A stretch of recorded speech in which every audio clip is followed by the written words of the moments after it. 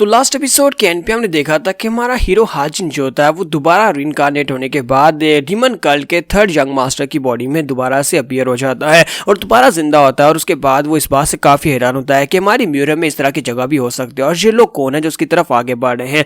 और इसी के साथ जब वो देख रहा होता है कि दो लोग उसकी तरफ आगे बढ़ रहे होते हैं, एक उसका डॉक्टर होता है, साथ में कोई मंत्री होता है, तो वो वहां पर आने के बाद उसके सामने घुटने टेक देते हैं और साथ ही वहां पर उसको रिस्पेक्ट देते हुए कहता है कि सभी डीमंस यहाँ पर डीमन किंग यानी कि थर्ड यंग मास्टर के सामने अपना सर झुकाते हैं। वो मास्टरों से कहता है कि थर्ड यंग लॉर्ड आपको बहुत बहुत बधाई हो कि आप यहाँ पर ठीक हो गए हैं, यानी कि दोबारा से रिकवरी पर आपको बहुत ज्यादा बधाई हो। ये बात सुनने के बाद वो बहुत ज्यादा हैरान हो जाता है और कहता है कि जो लोग यहाँ पर किस किस्म की बकवास किए जा रहे हैं, यहाँ पर डीमन टीचिंग की और डीमन लॉर्ड की बात हो रही है, इसका मतलब यह है कि ये डिमोनिक कल्ट हो सकता है। यहाँ पर से नेक्स्ट सीन में उसी मास्टर को दिखाता है कि वो मास्टर जो कि थोड़ी देर पहले यहाँ पर थर्ड यंग मास्टर हाजिन से मिलने के लिए आया था, वहां पर उसे मिलने के बाद सीधा वो डीमन एम्परर के पास जाता है। वो डीमन एम्परर के पास जाता है तो उसे कहता है कि जाकर बिल्कुल सेम वैसे ही वहां पर उसे ग्रीट करता है, उसके सामने सर झुकाता है और उसे कहता है कि मैं यहाँ पर आपके लिए कुछ न्यूज लेकर आया हूँ। तो ये फर्स्ट रॉयल गार्ड होता है और उसके लिए यहाँ पर डीमन लॉर्ड के लिए मैसेज लेकर आया होता है। तो इस फर्स्ट रॉयल गार्ड का नाम मून डैम होता है। तो मून डैम कहता है कि सर मैं आपके लिए एक मैसेज लेकर आया। तो डीमन एम्परर जो होता है वो सामने बैठा होता है और उसे कहता है कि बताओ कि तुम क्या मैसेज लेकर आए हो।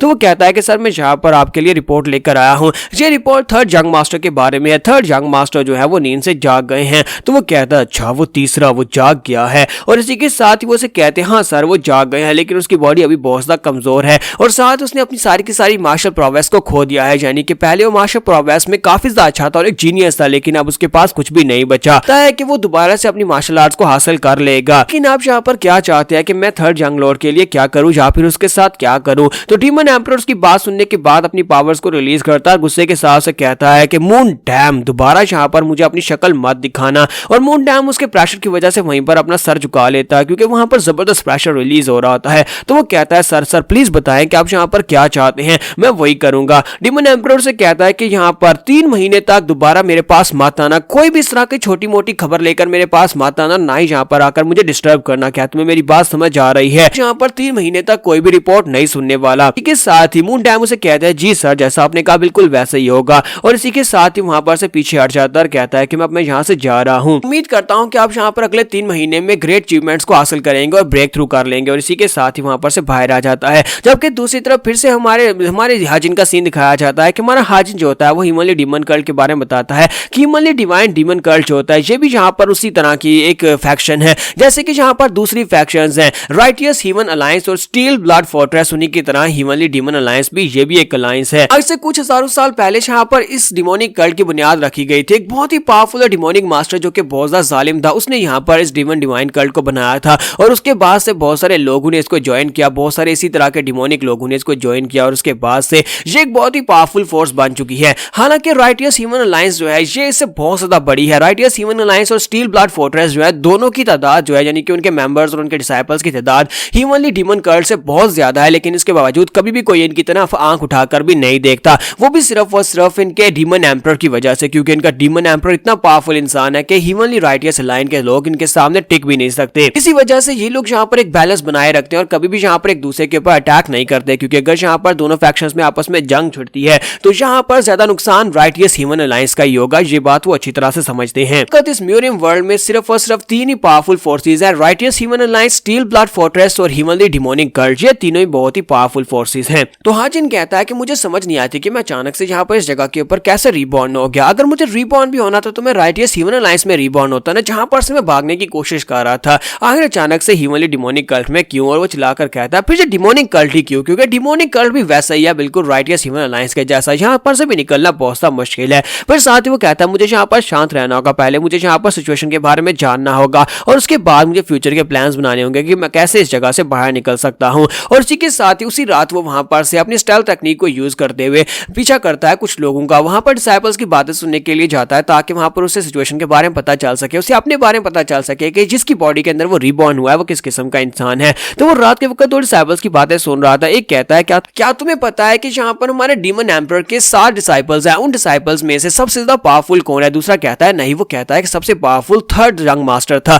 थर्ड यंग मास्टर सबसे स्ट्रॉन्गेस्ट था, लेकिन बेचारा 6 महीने पहले यहाँ की ब्लॉकेज की वजह से बिस्तर के ऊपर पड़ गया और सुना है कि वो जाग गया है, लेकिन उसकी सारी की सारी कल्टीवेशन चली गई है, वो बहुत ज्यादा कमजोर हो गया है। दूसरा उसे कहता है कि मैंने एक बात सुनी थी, मैंने सुना था कि 4th यंग मास्टर जो है वो 3rd यंग जंग मास्टर के काफी ज्यादा खिलाफ है। तो वो कहता है हाँ ऐसी ही बात है, मैं चाहता हूँ कि तुम यहाँ पर इन सभी से दूर रहना, क्योंकि ये थर्ड जंग मास्टर और फोर्थ जंग मास्टर ये सभी डिसाइपल जो हैं ये आपस में पावर हासिल करने के लिए एक दूसरे से फाइट करते हैं। अब जबकि थर्ड जंग मास्टर फिर से उठ खड़ा हुआ है तो मुझे लगता है कि फिर से यहाँ पर ब्लड शेड होने वाला है, सभी लोग आपस में फाइट करेंगे डीमन एम्परर के सामने अच्छा बनने के लिए। दूसरे वहां लड़का उसे कहता है लेकिन मैंने सुना है कि उसकी सारी की सारी मार्शल आर्ट चली गई है, लेकिन मैंने उसके बारे में एक और बात सुनी है कि उसको एक टाइटल दिया गया है, उसका टाइटल मॉन्स्ट्रस डीमन का है, यानी मॉन्स्ट्रस डीमन का टाइटल है। अगर वो वाकई में मॉन्स्ट्रस डीमन है जिस तरह की उसका टाइटल है तो वो अपनी थोड़ी सी मार्शल प्रोग्रेस के साथ भी फिर से अपने पांव पर खड़ा हो जाएगा और मुझे नहीं लगता कि दूसरे डिसाइपल्स उसके सामने टिक पाएंगे क्योंकि वो बहुत ज्यादा खतरनाक है। इसी वजह से तो उसे मॉन्स्ट्रस डीमन कहा जाता है। पहले वाला उसे कहता है किसी वजह से तो मैं तो पहले भी उसके करीब नहीं जाया करता था, वो बहुत ही कमीना और बहुत ही घटिया इंसान है। थर्ड जंग मास्टर यानी कि हमारी हाजिन की बात की जा रही होती है क्योंकि वो कभी भी किसी वक्त भी गुस्सा हो जाता है और जब वो गुस्सा होता है तो वो किसी को भी मार डालता है और हमारा हाजिन उनकी बातें ऊपर सुन रहा था और कहता है कि जरा इनकी बातें तो सुनो। जिस तरह से मैं इनकी बातों को समझ पा रहा हूं मुझे लगता है कि जिस बंदे की बॉडी के अंदर यानी सो रयोंग की बॉडी के अंदर मैं दोबारा से रीबॉर्न हुआ हूं, ये लड़के की रेपुटेशन बहुत ज्यादा बुरी है। साथ ही हमारा सीन फिर से प्रेजेंट में आता है तो हाजिन कहता है कि मुझे एक बात तो कंफर्म हो गई है कि ये वाकई में ह्यूमनली डिमोनिक कल्ट है और मैं डीमन कल्ट में ही हूं। अगर मैं यहाँ से भाग कर जाना चाहता हूँ तो मुझे यहाँ पर एक परफेक्ट प्लान की जरूरत है। फिर साथ ही वो कहता है लेकिन मैं यहाँ पर से कैसे जा सकता हूँ, कल रात मैंने यहाँ पर थोड़ी सी स्टेल्थ टेक्निक को क्या यूज कर लिया, जरा देखो तुझे इस बॉडी की क्या हालत हो गई है। तो वो कहता है कि यहाँ पर सच्ची बताऊं कि मैं यहाँ पर दोबारा जिंदा होकर काफी ज्यादा खुश हूँ, लेकिन इस बॉडी को देखो, यहाँ पर मेरी ये बॉडी जो है ये 80 साल के बुढ़े के बराबर है क्योंकि इस बॉडी के ऊपर मांस तो है ही नहीं, सिर्फ हड्डियां दिखाई दे रही हैं। हालांकि मैं यहाँ पर इस बात से काफी खुश हूँ कि मैं दोबारा से यहाँ पर 14-15 साल के लड़के की बॉडी में दोबारा जिंदा हुआ हूँ। सचिन कहता है मेरे पास सालों का एक्सपीरियंस है, मैं कभी असैसिन किंग हुआ करता था तो मुझे यहाँ पर उस लेगेसी को यूज करते हुए दोबारा से अपनी बॉडी को रिकवर करना होगा। चलो सबसे पहले यहाँ पर मेडिटेट करके देखते हैं।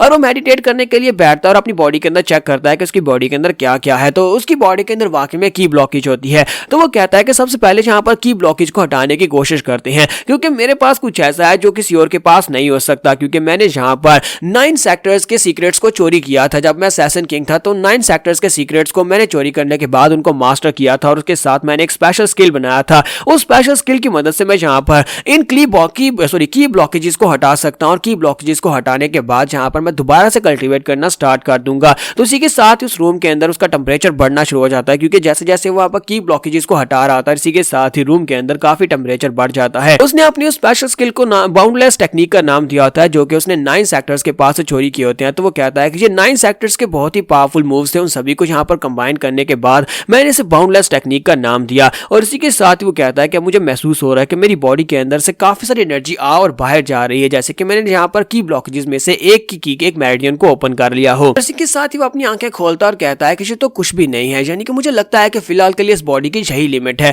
मुझे बहुत ज्यादा मेहनत करने की जरूरत है, मुझे फिजिकली भी यहाँ पर इस बॉडी को स्ट्रॉन्ग बनाना पड़ेगा और साथ ही यहाँ पर अपनी कल्टीवेशन को भी बढ़ाना पड़ेगा और इसमें काफी ज्यादा टाइम लगने वाला है। और यहाँ पर एपिसोड 4 का एंड करेंगे तो नेक्स्ट एपिसोड में देखेंगे कि हमारा हाजिन अब यहाँ पर इस जगह के ऊपर से निकलने का क्या प्लान बनाएगा। तो एपिसोड की एक्सप्लेनेशन अच्छी लगी हो तो कमेंट करके जरूर बताइएगा, वीडियो को लाइक करना मत भूलिएगा। Thank you.